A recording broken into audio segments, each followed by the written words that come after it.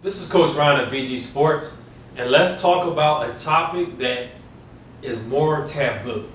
Nobody really wants to address this, but because we're open and we told you how we like to deal with parents, how we like to keep an open line of communication and be blunt and straightforward, we're going to do that here with mandatory play counts.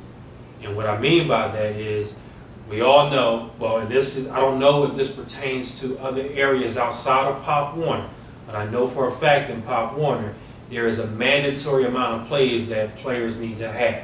And some teams don't have a lot of players to actually field their team, so it doesn't affect them, but other teams do.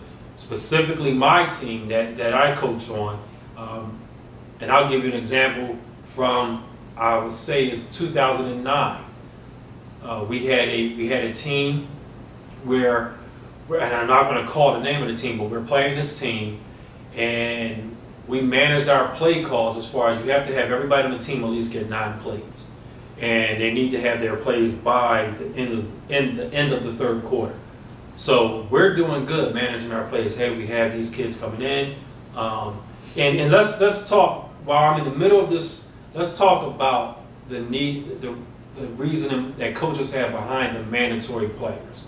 All right, a lot of times it's not that kids aren't good enough to play. All right, that's not the case. A lot of times some of these kids aren't physically at the same level as the other children. All right, and that's why they're not out there as often as other kids. Don't never take it as your kid isn't good enough. You just have to really understand that we're with the kids every day, and we see how they interact with the contact or the physical nature of football, and they may not just be ready for all of that right away. So at the moment, they're a mandatory player. They have to get their 9 plays. We're going to make sure they get their 9 plays. And in doing that, you may think that your child isn't getting a lot of playing time, but we have to build them into it. You know, you can't, people always say Rome wasn't built in a day. We know that's a fact. Nothing can, more than likely, no building or especially a city isn't going to be built in a day. And that's the same thing with a football player. Football players go through different developmental stages. So right now, if your child isn't at that stage where they're extremely physical, that's where they fall as far as on a mandatory play list. So going back to the story, so we have our mandatory players, and we got around, they may have had around 4 or 5 plays at the current time in the third quarter. Now, how it works in Pop Warner is you'll have a team parent or you'll have someone who counts the players and sees how many reps they have.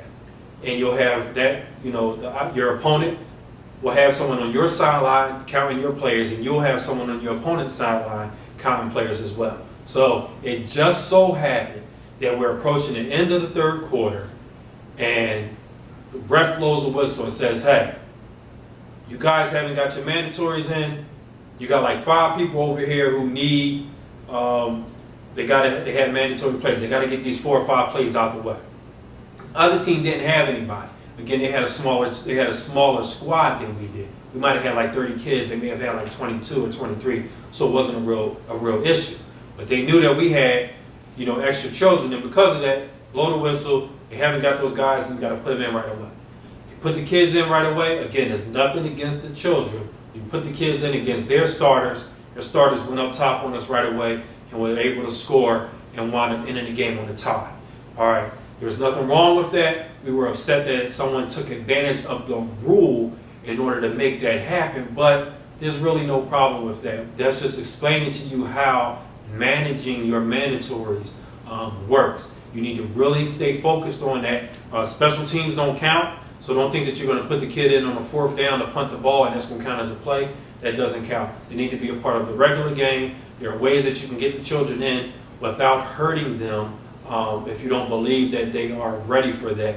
A lot of stuff that you can do is, a lot of these kids, their first years of football, you need to put them on a line or something, get them used to blocking, because if they're out like a receiver or out as a running back and you give them the ball and they're not used to that contact, that physical nature of the game, they're going to get blown up, and we're not trying to do that. So it's really all about managing your time, managing your plays, get everybody in, and understand and let the parents know that it's not about the talent level of your child is just that they're not at that level yet that we're trying to get them to as far as being physical enough playing football. All right, thank you again.